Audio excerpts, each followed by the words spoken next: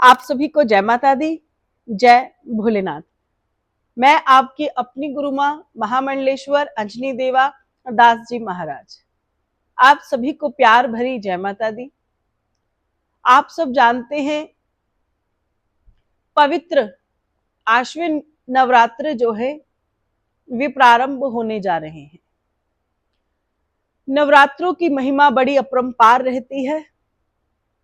ये नवरात्रि माता दुर्गा रानी की उपासना का समय रहता है और माता रानी के 9 रूपों की हम आराधना करते हैं और ये 9 रूप की जो आराधना है वे हमारे जीवन का कल्याण करती है।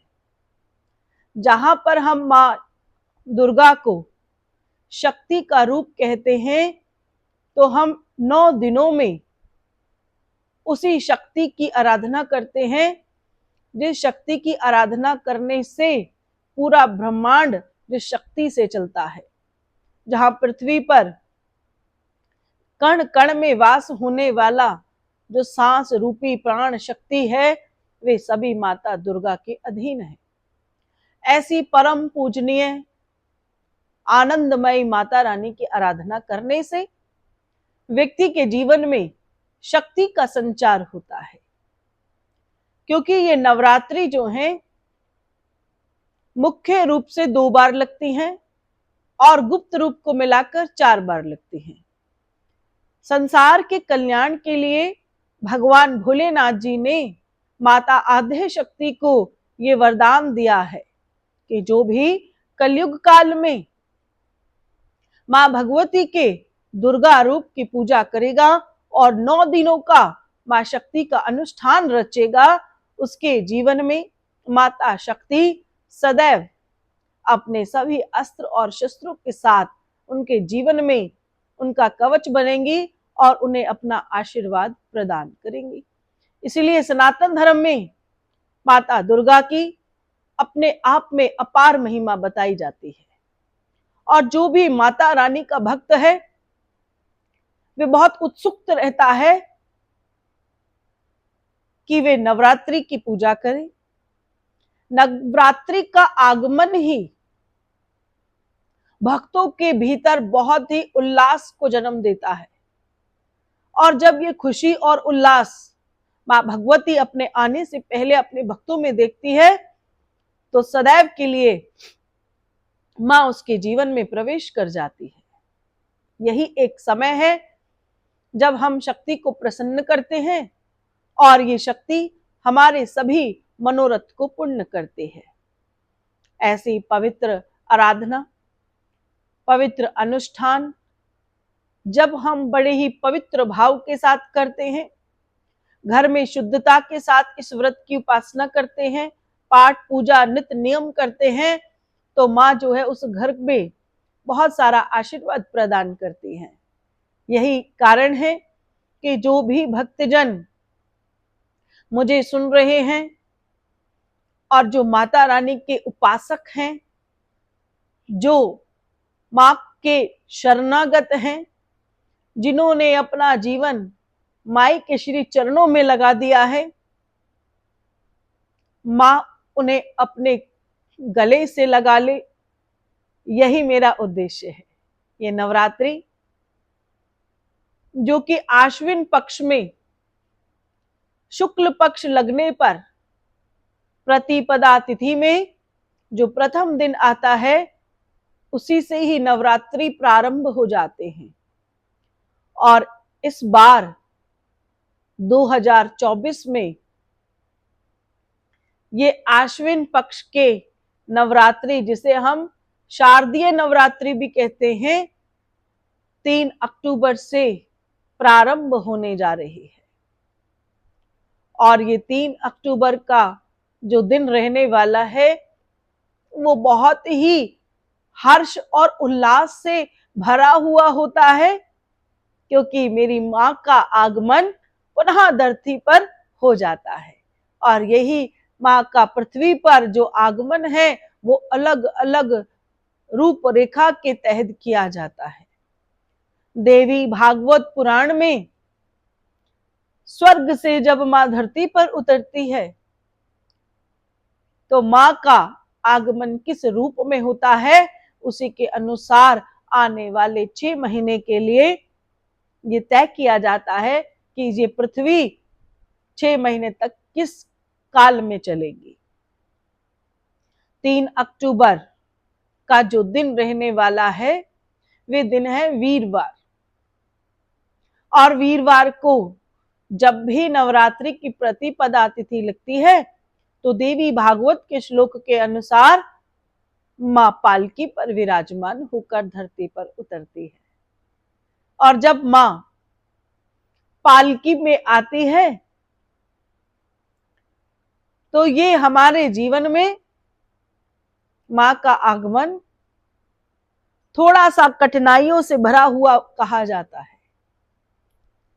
कि जब मां पालकी में आती है तो पृथ्वी पे कष्ट की घड़ी आने वाली होती है, रोग की घड़ी आने वाली हो जाती है। इसीलिए इस नवरात्रि में जब मां ये बताने जा रही है कि धरती पर किसी भी प्रकार की महामारी का जन्म हो जाता है, जब मां पालकी में आती है तो हम सभी को उस परम शक्ति की आराधना करनी है, क्योंकि मां हमें ये बताती है कि आने वाले 6 महीने किसी रोग, किसी महामारी से ग्रस्ती हो सकते हैं। ये 9 दिन की नवरात्रि मां रानी की आराधना करने से सभी प्रकार के संकट, सभी प्रकार के कष्ट, सभी प्रकार के दुख को टाला जा सकता है, कम किया जा सकता है। जो पृथ्वी की घड़ी है, दुख की घड़ी जब बहुत बड़ी होती है तो मां के सेवकों के लिए वो थोड़ी छोटी हो जाती है। इसीलिए हमें माई की आराधना 9 नवरात्रि के दिनों में बड़े ही आनंद के साथ करनी है। जब माई का आगमन पृथ्वी पर होता है तो मैंने आपको बताया उसी प्रकार से जब मां रानी वापस स्वर्ग की ओर जाएंगी तब माता रानी जो है महिष पर सवार होकर जाएंगी।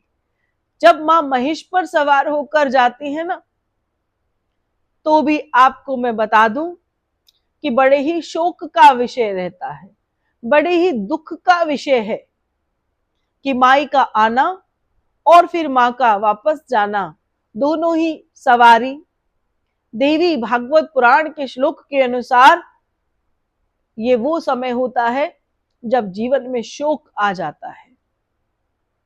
मैं महामारी और रोग से लेकर शोक तक की कथा आपको कह रही हूं, इसलिए प्रार्थना कर रही हूं कि हमें ये नवरात्रि मां के खूब भजन, मां की खूब आराधना के साथ करनी है।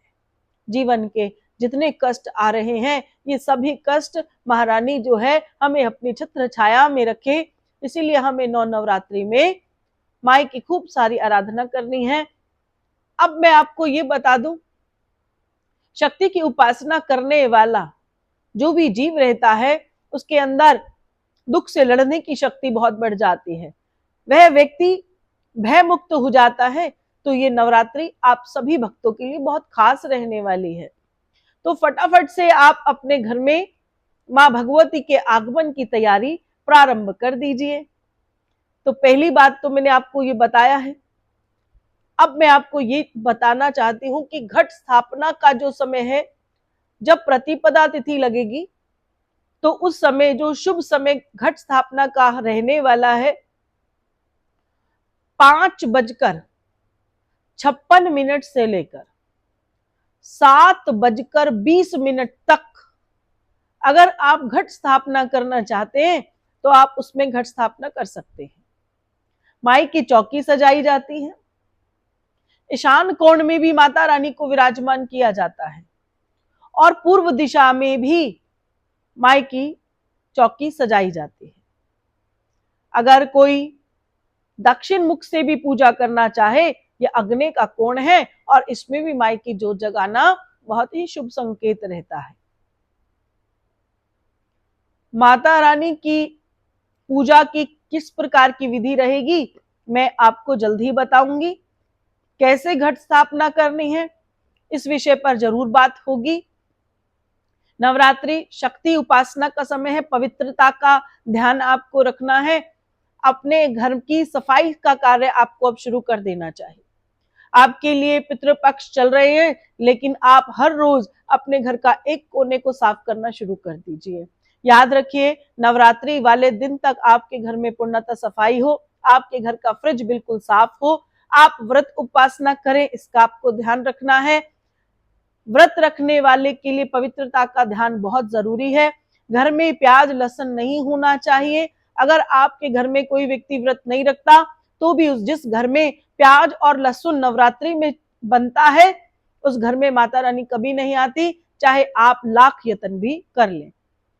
नवरात्रि जो चलेगी, ये नवरात्रि का जो अंतिम दिन रहेगा वो 11 अक्टूबर का रहेगा, और 11 अक्टूबर को ही अष्टमी और नवमी तिथि एक साथ लग रही है।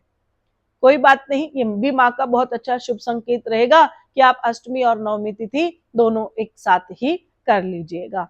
तो मैं आपको सफाई की ओर ध्यान करा रही हूँ, पवित्रता की ओर ध्यान करा रही हूँ। मावस वाले दिन हम कपड़े नहीं धोते हैं, इसीलिए नवरात्रि के आगमन के लिए हम जो है इन्हीं दिनों में 2 दिन पहले ही माता रानी के मंदिर की थोड़ी थोड़ी सफाई करनी प्रारंभ कर दें, और मावस के पितरों को विदा करते ही आप माता रानी की पूजा का सामान जो है वे अवश्य खरीद कर लाएंगे। आशा करती हूँ आपको छोटी सी जानकारी अच्छी लगेगी। और चौकी कैसे सजानी है, घट स्थापना के लिए क्या वस्तुएं चाहिए, किस दिशा में हमें कर्म करना है, और छोटे छोटे उपाय मैं आपको वीडियो में दूंगी। आप इस वीडियो को सुने, इस वीडियो को समझे, माँ शक्ति, माँ दुर्गा को समझे, 9 रूप को माँ को समझना है कि माँ 9 रूपों में किस प्रकार से हमारे लिए सुरक्षा का कवच बनती है। और माँ के देवी भागवत पुराण से जुड़े हुए अच्छे अच्छे शब्दों को मैं आपको इन 9 नवरात्रि को सुनाऊंगी। आशा करती हूँ कि नवरात्रि का पर्व जो है बहुत अच्छे से आप सब मनाएं, और माई के नाम का एक झंडा तैयार कराएं, और वे अपने घर के आपको छत पर जाकर लगाना है। और माई जब वे झंडा लगा हुआ देखेंगी तो आपके घर में अपना आशीर्वाद देने जरूर आएंगी। आशा करती हूँ वीडियो आपको अच्छी लगेगी। सभी को जय माता दी और जय भोलेनाथ।